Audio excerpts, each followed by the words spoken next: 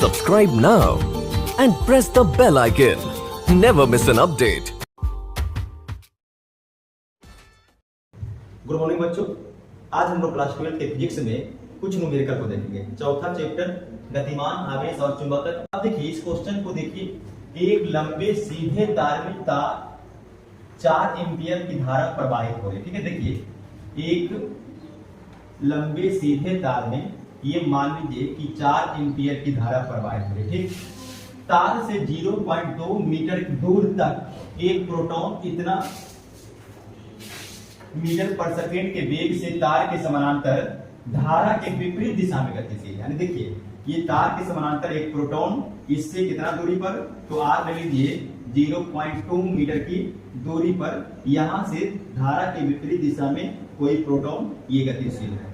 ठीक है, अब प्रोटॉन का चार्ज हम लोग जानते हैं कि 1.6 cross 10 to the power -19 coulomb होता है, और इस प्रोटॉन का वेग भी दिया हुआ है 4 गुना 10 का पावर 6 मीटर पर सेकेंड।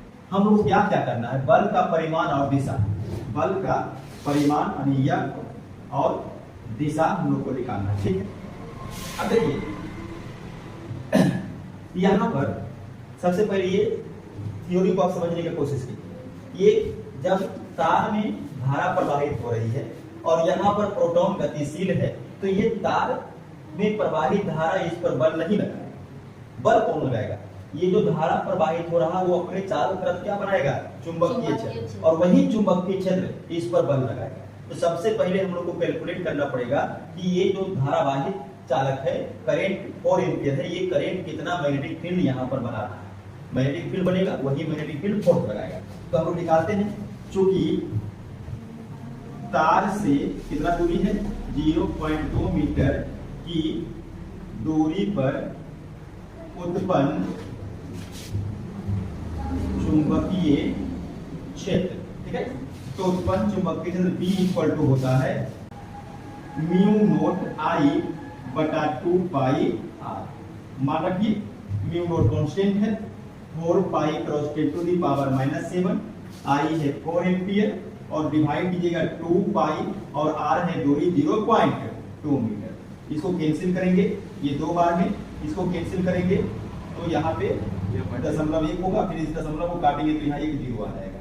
तो कितना हो गया, 4 गुना 10 का पावर -6 टेस्ला हम लिख सकते हैं। ये 0 1 कैंसिल कर देगा। ठीक है, तो इतना जो चुंबकीय क्षेत्र यहाँ पर बनेगा, यही चुंबकीय क्षेत्र इस पर बल लगाएगा। अब देखिए एक चीज और हम जानते हैं कि अगर चुंबकीय क्षेत्र में कोई गतिशील आवेश को रखते हैं तो उस पर एक बल लगता है, और वही बल का परिमाण और दिशा निकालना है। तो बल कितना लगेगा, देखिए F equal to Q V B. मान रख लीजिए F बराबर क्यू कितना है 1.6 गुना 10 का पावर -19, V कितना है 4 गुना 10 का पावर 6 मीटर पर सेकेंड। चलिए इसको मात्रा को लास्ट में लिख देंगे, गुना V कितना निकल करके आया है 4 गुना 10 का पावर -6। अब इसको हल करते हैं, 4 गुना 4 16, और 16 गुना 16 करेंगे तो 256, और एक अंक पर दशमलव गुना 10 का पावर, देखिए ये तो कैंसिल ही हो जाएगा, ये तो कैंसिल हो जाएगा, बचेगा कितना -19। इसको और अगर हल करिएगा तो ये हो जाएगा 2.56 गुना 10 का पावर -18 और न्यूटन। अब यहाँ पर ध्यान दीजिए, बल का परिमाण तो निकल गया, अब दिशा, तो दिशा के लिए आप बात कीजिएगा, बल की दिशा के लिए फ्लेमिंग का वाम हस्त नियम। अब फ्लेमिंग के वाम हस्त नियम को देखिए इस प्रकार से रखेंगे, F इसकी दिशा निकालना है, बल BI यानी E जो अंगुली आप देख रहे हैं ये वाला, इसको रखना है धारा की दिशा में, ये वाला आपके चुंबकीय क्षेत्र की दिशा में, और हमको मिल जाएगा बल की दिशा। लेकिन अभी यहाँ पर देखिए दिक्कत क्या है, धारा की दिशा तो हमको मालूम है, उसके बाद बल की दिशा निकालना है, लेकिन चुंबकीय क्षेत्र दिशा भी मालूम नहीं है। तो हम लोग अब यहाँ पर सबसे पहले क्या करना है कि बल की दिशा ज्ञात करने के लिए आपको चुंबकीय क्षेत्र दिशा ज्ञात करना पड़ेगा, और चुंबकीय क्षेत्र दिशा के लिए दक्षिण हस्त का नियम। अब देखिए दक्षिण हस्त के नियम में चुंबकीय क्षेत्र दिशा निकालने के लिए ध्यान दीजिएगा, ये दाहिना हाथ के हथेली को इस प्रकार से रखिएगा, इसमें ये जो पूरा ये हथेली होगा वो रखना है जहां पर आपको चुंबकीय क्षेत्र निकालना है उसकी दिशा में। ठीक है, यानी R की दिशा में, और ये अंगूठा I की दिशा में, और ये जो 4 अंगुली इस प्रकार से हम मोड़ेंगे वही चुंबकीय क्षेत्र की दिशा बताएगा। अब देखिए रखते हैं I ऊपर, ठीक है, ये देखिए R और अंदर की ओर, तो ये जो मैग्नेटिक फील्ड यहाँ पे बनेगा, ये मैग्नेटिक फील्ड अंदर की ओर होगा। ठीक है, तो हमको मैग्नेटिक फील्ड का दिशा पता चल गया। अब अगर मैग्नेटिक फील्ड का दिशा पता चल गया तो हम फोर्स का भी दिशा निकाल सकते हैं, फ्लेमिंग के बामन निकालते हैं। एफ बी आई, देखिए बी कहाँ है, अंदर, तो इसको कर दीजिए अंदर, ठीक, अंदर हो गया। उसके बाद आई कहाँ है, देखिए ऊपर, तो इसको कर दीजिए ऊपर। अब देखिए ये अंदर, ये ऊपर, तो बल कितना लग रहा है, इस दिशा में, ठीक है। तो हम लोग लिखेंगे कि यहां पे लिखते हैं बल की दिशा फ्लेमिंग के वाम हस्त नियम से धारावाही तार के त्रिज्यतः बाहर की ओर होगी।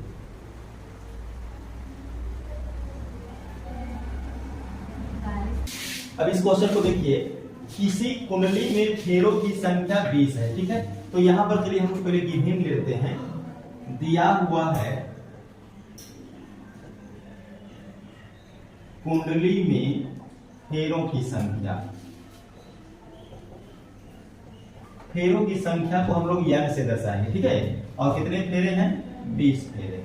इसका क्षेत्रफल, कुंडली का क्षेत्रफल मान लीजिए बड़की ये से दर्शाते हैं, और ये 800 मिलीमीटर स्क्वायर। ध्यान दीजिएगा, क्षेत्रफल का जो यह सही मात्रक होता है वो होता है मीटर स्क्वायर, और यहाँ दिया हुआ है मिलीमीटर स्क्वायर, कन्वर्जन करना पड़ेगा। तो 800 मिली का मान होता है 10 का -3 मीटर, और फिर इसका क्या है, स्क्वायर, यानी ये हो जाएगा 800, तो 10 का पावर -3, और ये 2 हो जाएगा 10 का -6 मीटर स्क्वायर, ठीक है। आगे बढ़ते हैं, इसका तल 0.3 टेस्ला एक समान चुंबकीय क्षेत्र, यानी चुंबकीय क्षेत्र जो है वो भी दे रखा है, चुंबकीय क्षेत्र इसका संकेत होता है B, और ये है 0.3 टेस्ला। 0.2 टेस्ला एक समान चुंबकीय क्षेत्र के समानांतर रखा हो, यानी इसको समझिएगा, कुंडली का जो तल है वो 0.3 टेस्ला एक समान चुंबकीय क्षेत्र के समानांतर। समझिए, ये मान लीजिए कि एक समान चुंबकीय क्षेत्र है, ठीक है, और इसमें एक कुंडली का तल इस प्रकार से रखा हुआ है। अब अगर ये कुंडली का तल चुंबकीय क्षेत्र के समानांतर है तो इसका एरिया वेक्टर अगर निकालिएगा, देखिए एरिया वेक्टर जो है, देखिए समझिए, तल ऐसा रखा हुआ है, ये एरिया वेक्टर ऐसा होगा, तल पर नंबर, और ये आपका हो गया चुंबकीय क्षेत्र का दिशा इस तरफ, तो कितना का एंगल बनेगा, देखिए ऐसा रखा हुआ है, चुंबकीय क्षेत्र का दिशा, ये तल, ये, और ये उसका एरिया वेक्टर। तो तल का एरिया वेक्टर ये वाला, और ये जो डायरेक्शन है चुंबकीय क्षेत्र का, दोनों के बीच 90 डिग्री का कोण बन जाएगा। तो थीटा कितना बन जाएगा, 90 डिग्री। उसके बाद धारा दिया हुआ है 0.5 एम्पियर। अब टॉर्क निकालना है, देखिए torque equal to IAB sin theta होता है। अब इस सूत्र में देखिए IAB sin थीटा टॉर्क निकाल दिया, और फेरों की संख्या n है तो n से गुणा कर दीजिए, और अब देखिए टॉ इक्वल टू n का मान कितना है, 20, I देखिए हो गया 0.5, A हो गया 800 गुना 10 का -6, और B हो गया 0.3 साइन थीटा का मान 90। और देखिएगा टाउ इक्वल टू, अब गुना कर लेते हैं, 5 गुना 3 करेंगे तो 15, और 15 गुना 8 करेंगे तो 120, और 120 गुना 240, 1 0 2 0 3 0, दशमलव कितना अंक पर दीजिएगा, एक अंक किसका, एक अंक किसका नहीं, 2 अंक पर, और 10 का पावर है -6, और साइन 90 का मान होता है 1। और देखिएगा टाउ इक्वल टू, देखिए दशमलव को जितना अंक किसका आएगा बायां तरफ, पावर उतना प्लस कीजिएगा, 1 2 3, तो 2.4 गुना 10 का पावर -6 था, प्लस 3 करेंगे तो -3, और मात्रक न्यूटन मीटर।